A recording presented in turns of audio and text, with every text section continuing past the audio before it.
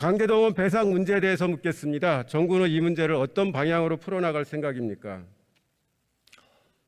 한일 간의 관계는 현재의 우리가 처한 외교 안보상의 상황이나 또 경제적인 상황으로 봤을 때 과거에 너무 집착하는 것보다는 미래를 향해서 가야 된다. 저는 그렇게 믿고 있습니다.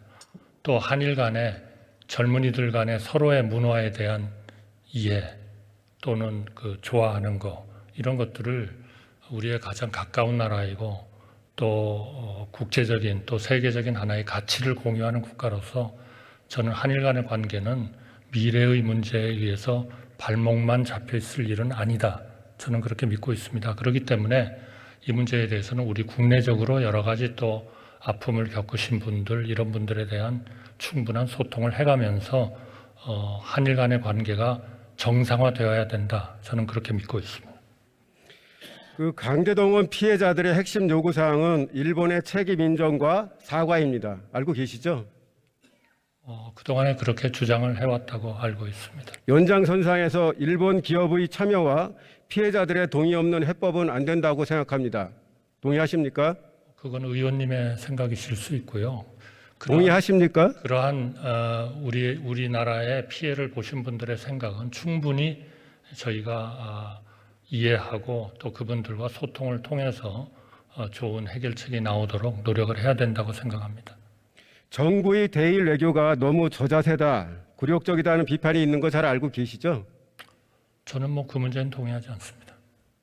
한일 위안부 합의는 우리에게 너무도 굴욕적인 합의여서 당시에 국민적 공분이 크게 들끓었습니다.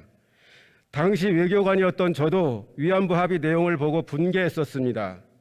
위안부 합의 이후 역사 문제의 가해자인 일본은 피해자인 양 한국에 큰소리치고 피해자인 한국은 마치 가해자인 것처럼 수세적인 입장이 되어 왔습니다. 2019년 일본 정부가 역사 문제를 이유로 반도체 핵심 소재에 대한 수출 규제를 한 것이 대표적인 사례입니다. 윤석열 정부는 강제동원 문제 해결에는 적극적이면서 왜 일본의 수출 규제에 대해서는 한 번도 문제 제기를 제대로 하지 않는 것입니까? 수출 규제 문제에 대해서는 저희가 WTO에 제소까지 했지 않습니까? 그러니까 아무 말도 안 했다 하는 것은 전혀 사실이 아니고요. 현재 WTO에 하나의 무역에 대한 쟁송 사안으로 계류 중에 있습니다. 그러나 이 문제가 한일 간의 관계가 포괄적으로 잘 해결이 된다면 그런 문제도 같이 포함되어서 잘 해결될 수 있기를 기대합니다. 뉴욕에서 저자세 한일 정상회담이 있었고 강제동원 문제 해법에서도 일본 측 우려는 너무도 정성스럽게 잘 배려하면서 우리 국민과 강제동원 피해자들의 뜻은 정말로 새털처럼 가볍게 취급하고 있습니다.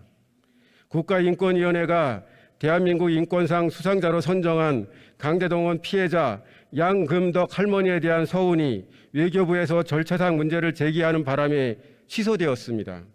이게 바로 저자세 외교, 굴욕 외교가 아니고 무엇입니까? 일본에 다키스키 외교라는 용어가 있습니다. 매달리는 외교라는 뜻인데 보통은 일본에서 자국 외교, 특히 대미 외교를 비판할 때 쓰는 용어입니다. 그런데 지금 그 용어가 한국을 얘기할 때 나오기도 한다고 합니다. 작년 10월 일본 국제문제연구소에 실린 글 제목이 한국 윤석열 정부의 일본 다키스키 외교, 매달리기 외교는 언제까지 계속될까입니다. 한일 관계에서 저자세 외교, 매달리기 외교로 일관한다면 국민이 결코 용납하지 않을 것입니다. 또한 이러한 외교로는 궁극적으로 한일 관계 개선에도 결코 도움이 되지 않을 것이라는 점을 분명히 하고자 합니다. 수고하셨습니다.